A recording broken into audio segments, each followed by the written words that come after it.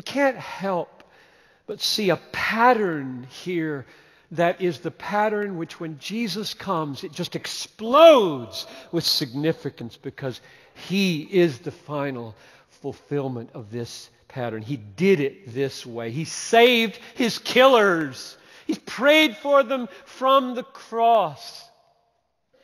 Died He for me who caused His pain, for me who Him to death pursued. Amazing love, how can it be that Thou, my God, should die for me? It's all over Joseph's story. That's number one. Number two, dig in a little more precisely on this pattern. Not only is there a general pattern here that suffering and sin leads to triumph whereby the very sinners and killers are saved. That's the pattern. But notice that Joseph is extraordinarily righteous. Just extraordinarily steadfast, covenant-keeping, non-murmuring, quietly taking his suffering, doing everything you would expect a good and righteous man to do. He just stands out as a stunning star in the story. I'm not sure, this is just speculation and who knows, that the first verses of verse 37 are intended to show a priggish, proud, snooty young man boasting about his dreams. I don't hear that. I don't hear that. Maybe, I doubt it. Doesn't really affect my point. I just think he's presented as an incredibly good man. I mean, Potiphar served him. Jailer served him. He just was there doing the right thing when there was no apparent reward. Kept getting mistreated. Here's the verse about the jailer. The keeper of the prison, this is Genesis 39:22. The keeper of the prison put Joseph in charge of all the prisoners who were in prison. Whatever was done there, he was the one who did it. Amazing. His reward be forgotten another 2 years by the cup bearer. Now, when Jesus came into the world to suffer, to be sold, to be so badly sinned against and ultimately to die, He was perfectly righteous. And just like Joseph's righteousness in the short run was totally not rewarded, and Jesus, in the short run, totally not rewarded. Spit, beaten, lacerated, crowned, stabbed. There's your righteousness for you.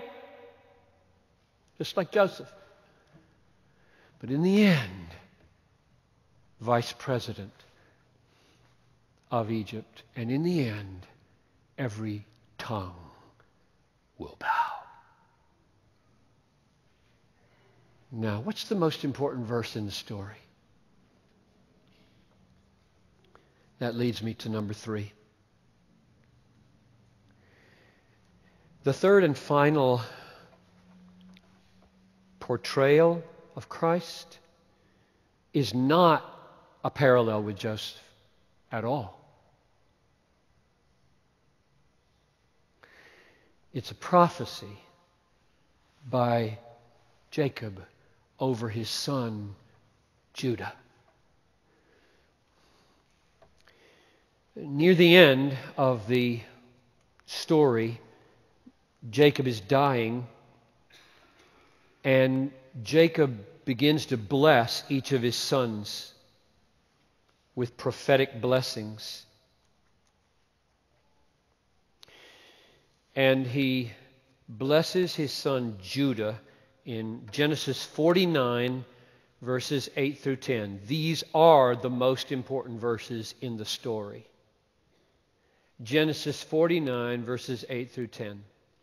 Jacob is about to die, and he blesses Judah with these words. Judah, your brothers shall praise you. Your hand shall be on the neck of your enemies. Your father's sons shall bow down before you. In other words, Joseph isn't the point of this story. There was another one who will have the brothers bow down. He stooped down. Back up to verse 9. Judah is a lion's cub. From the prey, my son, you have gone up. He stooped down. He crouched as a lion. And as a lioness, who dares rouse him? The scepter shall not depart from Judah, nor the ruler's staff from between his feet, until tribute comes to him, and to him shall be the obedience of the peoples. Now here's a prophecy of a final coming king of Israel, a lion of Judah, a Messiah. Look at verse 10 very carefully. The scepter, the ruler's staff, sign of a king, will be in the line of Judah until someone comes. And what will mark this person?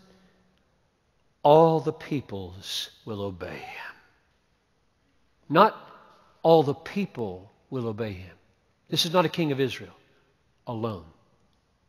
This is the king of the universe.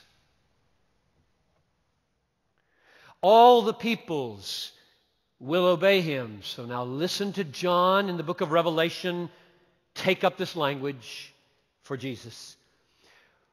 This is Revelation 5:5 and 9 and 10. Weep no more. Behold, the Lion of the tribe of Judah, the Root of David, has conquered, so that he can open the scrolls and its 7 seals. And they sang a new song, saying, Worthy are you to take the scroll and to open its seals, for you were slain, and by your blood you ransomed people for God from every tribe and language and people and nation, and have made them a kingdom and priests to our God, and they will reign on earth. Now here's the beautiful thing about this lion. It just catapults him beyond Joseph, beyond Judah, beyond all human beings and all kings. This Lion of Judah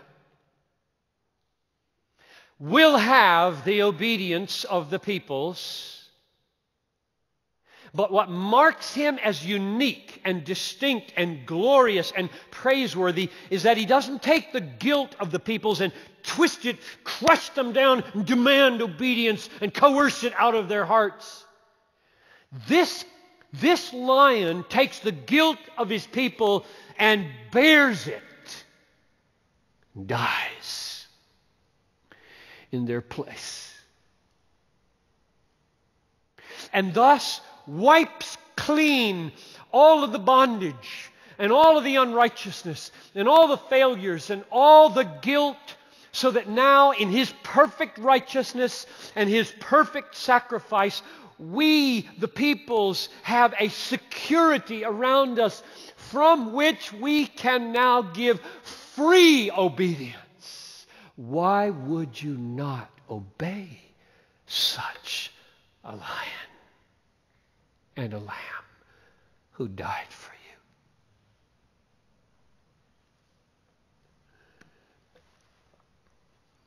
So Christ is the Lion of Judah.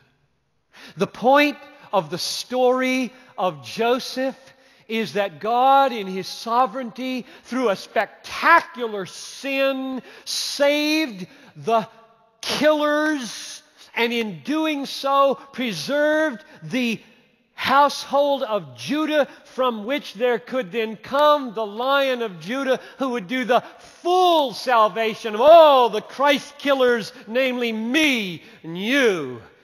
That's the point of the story of Joseph. He wins the obedience of the peoples, not coercively, but by dying